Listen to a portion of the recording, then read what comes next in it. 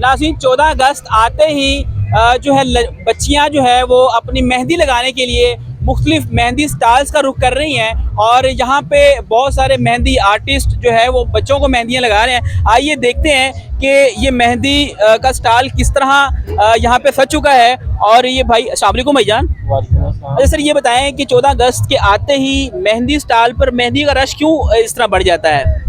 जैसे कि ईद आती है, लोग खुशियां मनाने के लिए मेहंदी लगाती है, ऐसे उनकी आज़ादी है तो आज़ादी में अपनी तो कैसा रिस्पांस देख रहे हैं आप? माशाल्लाह बच्चियां आ रही हैं और ये मेहंदी लगवा रही हैं, तो उनके अंदर जोशो खरोश वैसा ही है? जी माशाल्लाह बहुत अच्छा जोश खरोश है, बहुत अच्छा एंजॉय कर रही हैं बच्चियां आ रही हैं। माशाल्लाह आप देख सकते हैं स्टॉल में रश खत्म नहीं हो रहा, बहुत एंजॉय कर रही हैं, दिल खोल कर एंजॉय कर रही हैं। तो बच्चों की फरमाइशी क्या होती है? अमूमन तो डिज़ाइन बनाया जाता है, कोई पाकिस्तान का झंडा वगैरह इस तरह का भी कोई है? जिसी बच्चियां झंडे बनवा रही हैं, जीवे जीवे पाकिस्तान लिखवा रही हैं, आज़ादी मुबारक लिखवा रही हैं, कुछ झंडे बनवा रही हैं, कुछ अपने डिज़ाइन कर रही हैं, सबके अपनी अपनी कलेक्शन है।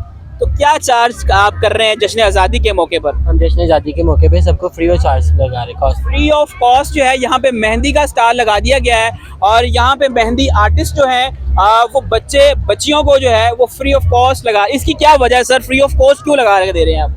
हम आज़ादी की खुशी में सबको इस वजह से फ्री ऑफ कॉस्ट मेहंदी लगा रहे हैं। क्या बात है। यहाँ पे जो है वो बच्चियों को खासकर जो है वो फ्री मेहंदी लगाकर आज़ादी का जश्न जो है वो मनाया जा रहा है।